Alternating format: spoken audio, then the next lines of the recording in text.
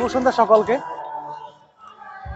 আজকে আরেকটা সন্ধে ডিসেম্বর পড়ে গেছে, আর ডিসেম্বর মানেই নতুন আড্ডা, নতুন গান এবং বন্ধুত্ব।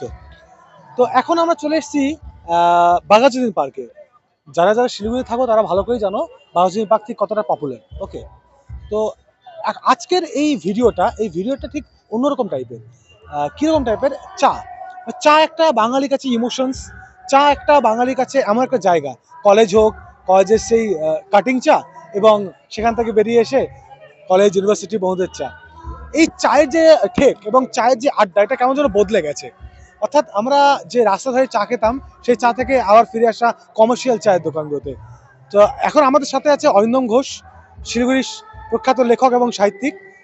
তার কাছে চলে যাচ্ছি। তো আমরা চা নিয়ে একটা ভালো ভিডিও কাজ করতে পারি, তাই তো? তো এই যে চায়ে আমাদের সেই কলেজবেলার চা খাওয়া এবং বর্তমান চা খাওয়া, এর মাঝখানে একটা বিস্তর সময়ের তফাৎ আছে। এই সময়ের তফাতের মাঝে তোমার যে মনে হচ্ছে যে আমি কিভাবে এই চায়ের দোকানগুলো থেকে বেরিয়ে আমি একটা ক্যাফেতে গেলাম, চায়ের ঠেক থেকে ক্যাফে কালচার, এই যে পরিবর্তনটা, তাদেরকে আসে কি সেটা একটা ট্রাই করা যেতে পারে?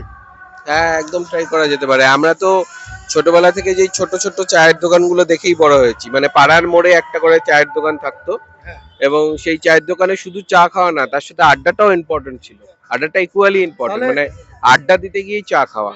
আর তাহলে আরেকটা বিষয়, সেটা হচ্ছে যে এখন যে জায়গায় জায়গায় যে আউটলেট গুলো খুলে গেছে, যেরকম এই যে চা, সেটার চা আর আগেকার যে চা, সেই চায়ের যে স্বাদের যদি কিছু বদল হতে পারে সেটা আমরা এখন দেখবো গিয়ে।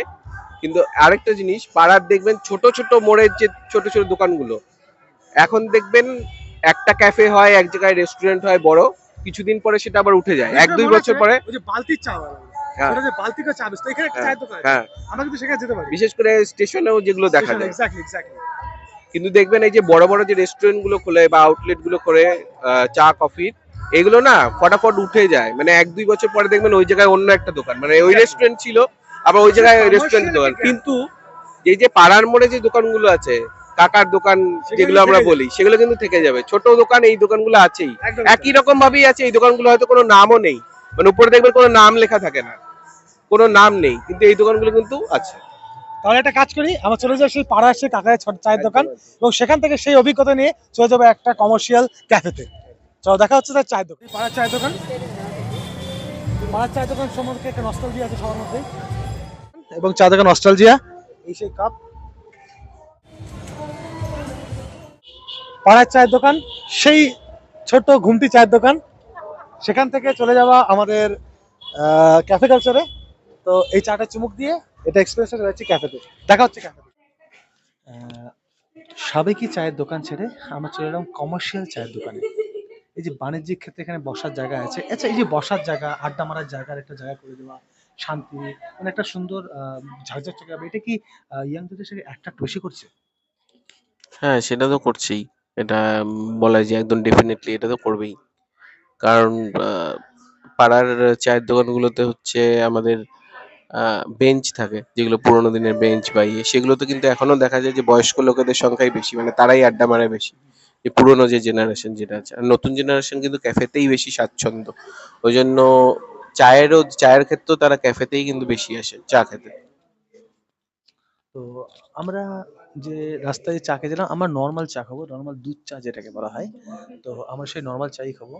আর দেখা যাক কি ডিফারেন্সিয়েট আমরা করতে পারি। ডিফারেন্সিয়েট বলতে নিশ্চয়ই তার থেকে অনেকটা ভালো হবে, কারণ এটার প্রাইসিং বেশি, এখানে হাইজিন মেনটেন করা হয়, অনেক রকম ব্যাপার থাকে।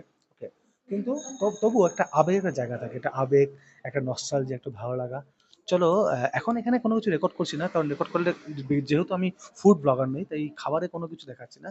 আমরা শুধু কথা বলবো এটার ব্যাপারে, নস্টালজিয়া এবং তার বিভিন্ন রকম আনুষঙ্গিক সম্পর্কে। দেখা হচ্ছে ঠিক তারপরে।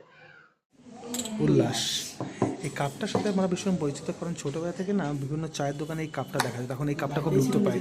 কাগজের কাপ, প্লাস্টিকের কাপের কাছে কেন জানি এই কাপগুলো হারিয়ে গেছে। সাবেকি চায়ের দোকান থেকে আমরা আমরা চা খেলাম এখন বম্বে কাটিং চায়। এটা একটা কমার্শিয়াল আউটলেট, মেবি শিলিগুড়িতে অনেকগুলো আউটলেট আছে, বাট এটা স্পেশিয়াস বেশি, তাই এখানে আসা। তো এই যে সাবেকি চায়ের দোকান থেকে কমার্শিয়ালে শিফট হওয়া, একটা ইয়াং জেনারেশনের একটা ক্যাফে কেন্দ্রিক মনোভাবনা, চিন্তা ভাবনা, এটা অবশ্যই জায়েজ, কারণ এখানে একটা হাইজিনিটি মেনটেন হচ্ছে, food price is good, even তোমার একটা পরিষ্কার পরিচ্ছন্ন পরিবেশ, একটা আড্ডা মারার জায়গা আছে। আসলে কি হয়েছে, সাবেকি দোকানগুলোতে সেই কাঠের ব্রেঞ্চ, বয়স্কদের আড্ডা, ওখানে না ইয়াং জেনারেশনগুলো ঠিক ওখানে নিজেকে মানিয়ে নিতে পারছিল না। তো আমরা কেন জানি না আরো বেশি একা হয়ে যাচ্ছিলাম। তো এই আউটলেটগুলো অনেক বেশি জরুরি আমি মনে করি। তো এই ব্যাপারে আরো বিস্তারিত বলবেন আমাদের শিলিগুড়ির বিশিষ্ট সাহিত্যিক এবং লেখক অরিন্দম ঘোষ। চলুন তার কাছে চলে যাই। হ্যাঁ, এখানকার আউটলেট গুলোতে যে এখন যে ক্যাফে কালচার হয়েছে, এটা তো নতুন প্রজন্ম আরো বেশি করে গ্রহণ করেছে। কিন্তু খুব বেশি আমার মনে হয় না খুব বেশি চায়ের মধ্যে ডিফারেন্স আছে। স্বাদ মোটামুটি ওই একই, কারণ আলটিমেটলি নির্ভর করে যে চা পাতাটা কিরকম সেটার উপর চাটা, না চা তো অন্য জিনিসের থেকে আলাদা। তবে এই জায়গাটাতে মানে বসে আর কি আড্ডা দেওয়াটাই মেন। নতুন প্রজন্ম যে আড্ডা দেওয়ার জন্য ক্যাফেটাকেই মেনলি প্রেফার করে, এবং ক্যাফেতে বসে চা খাওয়াটাও হলো, আড্ডা দেওয়াটা হতেও আসে তারা। তো এখানে ভিডিওটা শেষ করছি। আহ, নতুন একটা ইনিশিয়েটিভ নিলাম, একটা নতুন পডকাস্ট, নতুন কিছু ট্রাই করার। কেমন লাগছে সবাই কমেন্টে জানিও।